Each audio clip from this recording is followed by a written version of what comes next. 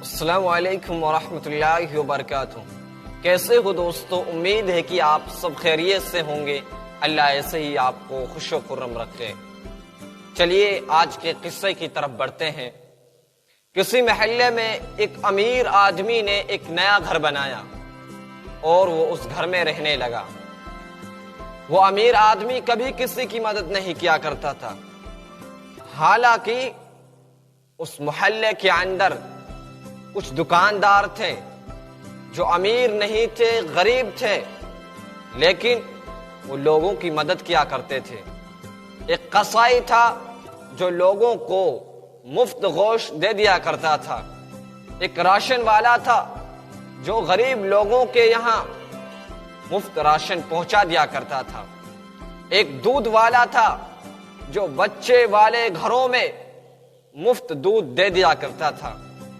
لوگ اس امیر آدمی کو برا بھلا کہتے کہ دیکھو اتنا مالدار ہونے کے باوجود یہ لوگوں کی مدد نہیں کرتا ہے، اور یہ بیچارے دکاندار یہ پورے دن محنت کرتے رہتے ہیں، پیسے کماتے رہتے ہیں، محنت کی روزی کماتے ہیں، اور یہ بیچارے غریبوں کی بھی مدد کرتے ہیں۔ کچھ عرصہ گزرتے گیا، ایام گزرتے گئے، دن گزرتے گئے، سب لوگوں نے، گاؤں کے سارے لوگوں نے غریب آدمی سے ناتا رشتہ ختم کر دیا۔ ایسے ہی ایک دن امیر آدمی کا انتقال ہو جاتا ہے۔ امیر آدمی دنیا سے چلا جاتا ہے تو گاؤں کے کوئی بھی شخص، گاؤں کا کوئی بھی افراد امیر آدمی کے جنازے میں شریک نہیں ہوتا ہے۔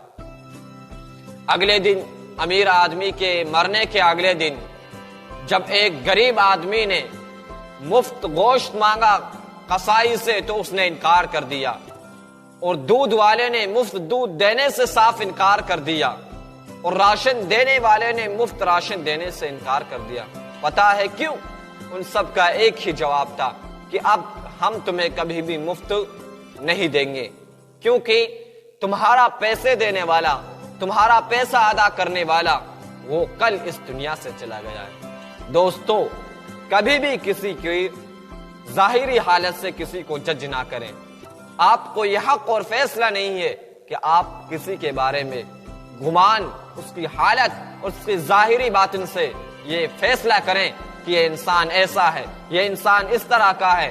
آپ کو یہ حق کبھی بھی حاصل نہیں ہے۔ ہو سکتا ہے کہ وہ دل سے اپنے رب کے بہت قریب ہو، اپنے رب کا عزیز بندہ ہو، وہ اللہ رب العالمین کے محبوب بندے میں سے ہو۔ اس لیے دوستو، آپ کبھی بھی کسی کی حالت سے اس کو جج نہ کریں۔ مجھے امید ہے کہ آپ کو اس قصہ سے بہت ساری باتیں سیکھنے کو ملی ہوں گی۔ السلام علیکم۔